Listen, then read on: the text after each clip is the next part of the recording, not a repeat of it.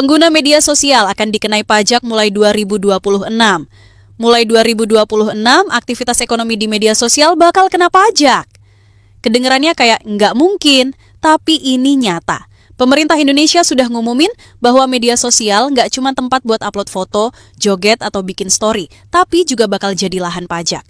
Kenapa? Karena ekonomi digital udah meledak gede banget, dan selama ini masih banyak celah pajak yang belum tergarap. Kementerian Keuangan lewat Direktorat Jenderal Pajak bilang mereka bakal serius masuk ke ranah ini. Setelah sebelumnya transaksi di marketplace dipajakin, sekarang giliran platform kayak YouTube, Instagram, TikTok, sampai Facebook yang dilirik.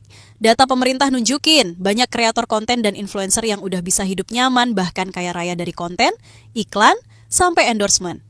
Masalahnya, nggak semua penghasilan itu nyentuh sistem pajak.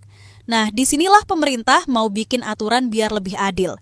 Semua yang dapat duit dari medsos wajib bayar pajak. Tapi, lu jangan panik dulu. Aturan ini bukan buat orang biasa yang cuma upload foto nongkrong, story lagi makan bakso, atau bikin video random iseng. Targetnya jelas, mereka yang dapat penghasilan nyata dari medsos. Kreator konten, YouTuber, TikToker, influencer, selebgram, sampai perusahaan digital asing kayak platform streaming atau layanan berlangganan yang beroperasi di Indonesia. Jadi kalau lu main medsos buat hiburan, aman. Tapi kalau udah ada duit masuk, siap-siap bakal kena pajak. Pertanyaannya, gimana cara pemerintah ngejalaninnya? Jawabannya, teknologi big data dan analitik. DJP bakal ngawasin transaksi, aktivitas, dan data digital yang muncul di platform. Jadi misalnya ada konten kreator yang tiap bulan dapat duit dari AdSense, atau influencer yang sering posting produk dengan sponsor, data itu bisa dilacak. Bahkan pemerintah juga lagi nyiapin regulasi biar perusahaan media sosial wajib kerja sama kasih data transparan. Tujuannya jelas, meminimalisir penghindaran pajak. Udah nggak zaman lagi penghasilan digital lolos begitu aja. Kebijakan ini bagian dari reformasi pajak digital yang udah dimulai lewat Undang-Undang Harmonisasi Peraturan Perpajakan. Intinya, pemerintah mau bikin level playing field, biar pelaku ekonomi tradisional dan digital punya kewajiban setara. Jadi, pedagang offline di pasar yang bayar pajak sama dengan kreator digital yang dapat cuan dari konten. Semua dianggap fair, karena ujung-ujungnya penerimaan negara dari pajak ini dipakai lagi buat pembangunan.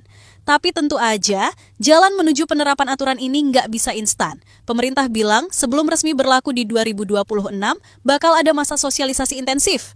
Para kreator konten, influencer, dan pelaku digital bakal diberi pemahaman soal aturan baru, cara lapor pajak, sampai kewajiban administrasi. Bahkan pemerintah lagi nyiapin sistem digital biar pelaporan pajak bisa gampang dilakukan secara online. Harapannya, proses ini nggak ribet, transparan, dan bisa diterima pelaku digital. Di satu sisi, langkah ini dianggap wajar. Negara lain juga udah mulai pajakin aktivitas digital. Tapi di sisi lain, ada yang khawatir beban baru ini bikin kreator kecil atau influencer pemula makin berat. Misalnya, mereka yang penghasilannya belum besar, tapi tetap kena kewajiban administrasi. Belum lagi soal transparansi data. Apakah perusahaan media sosial benar-benar siap kasih info lengkap ke pemerintah Indonesia?